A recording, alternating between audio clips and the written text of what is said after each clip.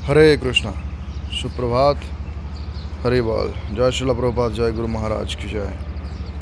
तो आज शुभ अक्षय तृतीया तिथि। आज হচ্ছে এপ্রিল মাসের 20 তারিখ অক্ষয় তৃতীয়া তিথি। তো এই অক্ষয় তৃতীয়া তিথি অতি গুরুত্বপূর্ণ এবং আমাদের কাছে মহিমান্বিত।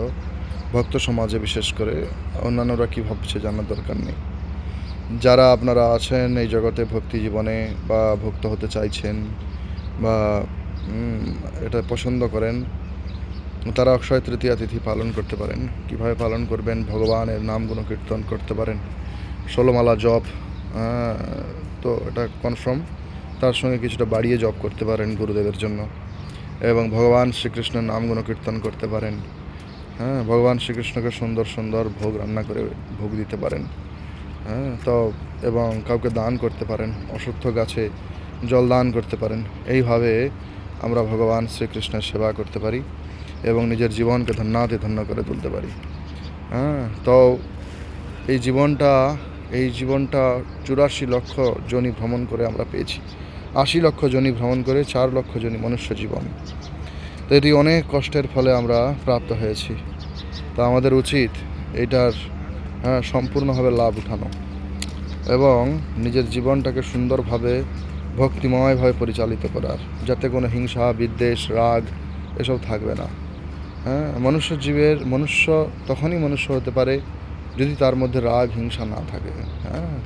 সাধু আমরা কখনো বলছি, সাধুসঙ্গ সর্বশাস্ত্রে কয়, লহমাত্র সাধুসঙ্গ সর্বসিদ্ধি হয়। তো লহমাত্র সাধুসঙ্গ যখন সর্বসিদ্ধি হবে, কিভাবে হবে?